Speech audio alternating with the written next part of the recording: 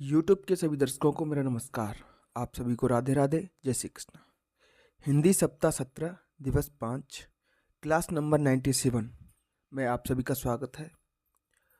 तो बच्चों, अभी तक हमने सप्ताह 17 का दिवस 4 हल कर लिया है। तो आज हम हल कर रहे हैं दिवस 5। अपनी अभ्यास पुस्तिका अपने सामने रखें और मेरे साथ शुरू कीजिए आज का अभ्यास कार्य। सबसे पहले मौखिक चर्चा। इसमें आप दशहरा मेला देखने कहाँ जाते हो? तो आसपास के जो छोटे बड़े शहर होते हैं, कस्बे होते हैं, नगर होते हैं, वहाँ पर दशहरे को मेला लगता है। तो आप किस मेले में गए थे वो बताना है।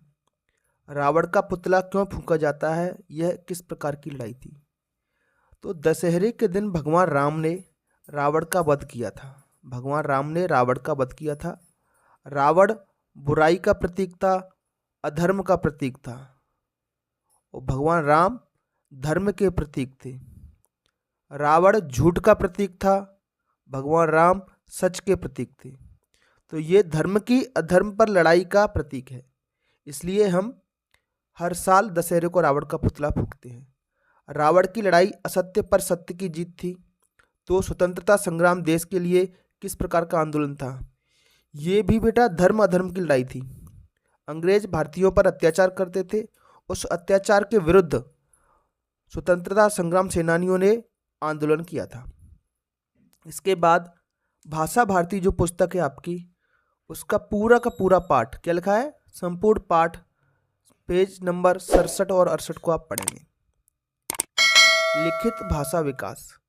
वर्ग पहेली से समान ध्वनि वाले शब्दों की सूची बनाइए। जैसे ये लिखा है काका, क्या लिखा है? काका और मामा, एक जैसी आवाज आ रही है, तो काका और मामा आप लिख दोगे यहाँ पर।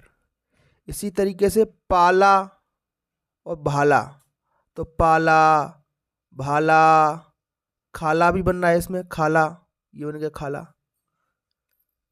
ताला, तो इस तरीके से ये शब्द समान ध्वनि वाले कुछ मैंने लिखे हैं। इनके अलावा जो आपको मिल रहा हो, जैसे नाला मिल गया, तो इसको आप अलग से यहाँ पर लिख देंगे और कमेंट बॉक्स में बताएंगे कि आपने कितने शब्द इनके अलावा बनाए हैं। जैसे नाला बना लिया, ठीक है, लावा, वाला, है ना, इस ताला, ये ताला बन रहा है।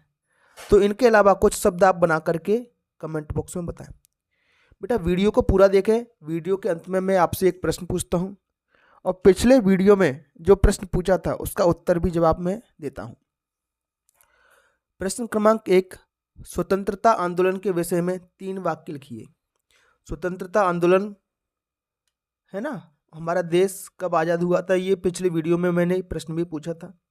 यह देश की स्वतंत्रता का आंदोलन था, मतलब आज़ादी का आंदोलन था। इसमें बहुत लोग शहीद हुए, बहुत से लोग इसमें मारे गए, क्रांतिकारी मारे गए, हमारे देश के सैनिक मारे गए, कई राजे रजवाड़े मारे गए, उनकी सेनाएं मारी गईं। इसमें देश के सभी हिस्सों से लोगों ने भाग लिया। देश के सभी हिस्सों, सभी राज्यों से लोगों ने इसमें भाग लिया। बंगाल से लोगों ने बढ़ चढ़ करके हिस्सा लिया, मध्य प्रदेश से, उत्तर प्रदेश से, राजस्थान से, है ना, सभी जगहों से। हम संशय में कब पड़ जाते हैं, क्या करें क्या ना करें, ऐसी स्थिति आने पर हम संशय में पड़ जाते हैं। हमें समझ में नहीं आता कि इस वक्त में हमें क्या करना चाहिए और क्या नहीं करना चाहिए। शब्द वाक्य पठन पे आते हैं प्यारे बच्चों। निम्नलिखित शब्दों में से रकार, मतलब इस प्रकार का जो र लगा है, ऐसे पक नीचे र लगा, ये बार रकार, और रेफ, मतलब जो ऊपर र लगता है, इस कार्य में ऊपर र लगा, ये वाले शब्द आपको अलग अलग करने हैं, ठीक है। चलिए, तो ये मार्ग, देखो ये क्या है? रेफ वाला, ऊपर र लगा है। इसी तरीके से पर्वत, मैंने गोला कर दिया है, पर्वत। धर्म, व्यर्थ, हर्ष, नर्म, पर्व, ये सब कैसे शब्द हैं प्यारे बच्चों? रेफ वाले शब्द हैं, क्योंकि र ऊपर लगा हुआ है। बाकी प्रकाश रकार वाला है। इसका क्रम, क्रम भी रकार वाला है। प्रयोग भी रकार वाला है।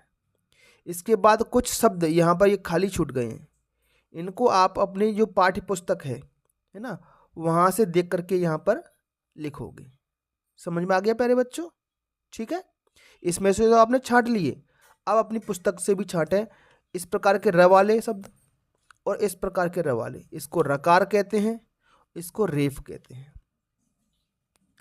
आगे बढ़ते हैं बेटा धारा प्रवाह पठन में। तो ये कहानी आपको पढ़नी है समझते हुए और प्रश्नों के उत्तर आपको देने हैं। बंदरों के तमाशे तो तुमने बहुत देखे होंगे, मदारी के इशारों पर बंदर कैसी कैसी नकल करता है, उसकी शरारतें भी तुमने देखी होंगी। तुमने उसे घरों से कपड़े उठाकर भागते हुए देखा होगा, पर आज तुम्हें एक ऐसे हाल सुनाते हैं जिसमें मालूम होगा कि बंदर लड़के से दोस्ती भी कर सकता है। हाँ बेटा ये बात सही है, जानवरों की भी इंसानों से अच्छी दोस्ती होती है। तमाशा किसे कहते हैं? तमाशा क्या होता है प्यारे बच्चों? लोगों का मन बहलाने के लिए किया गया नाटक क्या कहलाता है? तमाशा कहलाता है। इसके बाद बंदरों के बारे में 3 वाक्य लिखनी है, तो अपने मन से बना करके लिखें बेटा, है ना। जब आपके मन से ना बने तो यहाँ से देख करके लिखें। जिस तरीके से बंदर को केले पसंद होते हैं आप जानते हो, बंदर पेड़ों पे रहता है ये भी जानते हो, बंदर तमाशा करता है ये भी जानते हो, बंदर बच्चों को बहुत अच्छा लगता है। तो कोई भी वाक्य बंदरों के बारे में जो चीज़ आप जानते हो वो बना सकते हैं। इसके बाद है बेटा एक स्वतंत्र अभ्यास है, ये सूचना है आपको पढ़नी है। सॉरी। शासकीय जनपद प्राथमिक शाला छपारा जिला सिवनी से ये सूचना है। शाला में सांस्कृतिक कार्यक्रम का आयोजन। कौन सा कार्यक्रम है बेटा? सांस्कृतिक कार्यक्रम है, गीत भजन देशभक्ति इस प्रकार का। शाला के सभी शिक्षक शिक्षिकाओं तथा छात्र छात्राओं को सूचित किया जाता है। तो ये सूचना किसके लिए है बेटा? सभी शिक्षक शिक्षिकाओं के लिए और छात्र छात्राओं के लिए। याद रखें कि प्रतिवर्ष इस वर्ष भी शाला में 14 नवंबर को, कब? 14 नवंबर को बाल दिवस के अवसर पर। यह कार्यक्रम कब होगा बेटा? 14 नवंबर को। और उस दिन क्या है? बाल दिवस के अवसर पर सांस्कृतिक कार्यक्रम का आयोजन। किस चीज़ का आयोजन है ये आपसे पूछा जाए तो आप बताओगे सांस्कृतिक कार्यक्रम का आयोजन है। अतः सभी कक्षा शिक्षकों से अनुरोध है कि छात्र छात्राओं की कार्यक्रमों की सूची, कौन डांस करेगा, कौन कविता कहेगा, कौन कहानी सुनाएगा, कोई नाटक करेगा, इन सब की सूची सांस्कृतिक प्रभारी को प्रदान करें। किसको देनी है? सांस्कृतिक प्रभारी को। सांस्कृतिक प्रभारी कौन है? राम सेवी चौहान। और ये सूचना कब निकाली गई है? 10/7/2024। ठीक है, ये सूचना किसने निकाली है ये उसका नाम लिखा हुआ है। ठीक। आपके विद्यालय में ऐसे कौन कौन से आयोजन होते हैं? तो पर्यावरण दिवस पर आयोजन होता है, स्वच्छता दिवस पर भी होता है, और स्वतंत्रता दिवस पर भी होता है, गणतंत्र दिवस पर भी होता है। और पिछले साल आपके स्कूल में FLN मेला भी लगा होगा। कक्षा 1 और 2 बच्चों के लिए FLN मेला भी लगता है। इस वर्ष भी लगेगा प्यारे बच्चों, फरवरी में, है ना। तो ये सारी चीज़ें सब सम्मिलित होती हैं कार्यक्रमों में। प्रश्न क्रमांक 1, कार्यक्रमों की सूची किसके पास जमा करनी है? तो सीधे सीधे कार्यक्रम की सूची सांस्कृतिक प्रभारी, नीचे लिखा हुआ था सांस्कृतिक प्रभारी, उसका नाम भी लिखा था उस, ठीक है, राम सेवी चौहान के पास जमा करनी है। सांस्कृतिक कार्यक्रम कब आयोजित होते हैं? तो इस स्कूल में बेटा प्रतिवर्ष 14 नवंबर को, जिस दिन बाल दिवस होता है, पर सांस्कृतिक कार्यक्रम आयोजित होता है। ठीक है प्यारे बच्चों। इसके बाद श्रुतलेख है। तो श्रुतलेख में आपके शिक्षक कुछ वाक्य शब्द बोलेंगे, उनके जवाब आप उनको यहाँ पर लिखोगे। पिछली वीडियो में मैंने प्रश्न पूछा था हमारा देश कब आज़ाद हुआ था, मतलब हम स्वतंत्र कब हुए थे। तो बेटा हमारा देश आज़ाद हुआ था 15 अगस्त को, और इसी उपलक्ष्य में हम क्या बनाते हैं? 15 अगस्त को झंडा फहराते हैं और स्वतंत्रता दिवस मनाते हैं। बेटा साल थी 1947। ठीक है।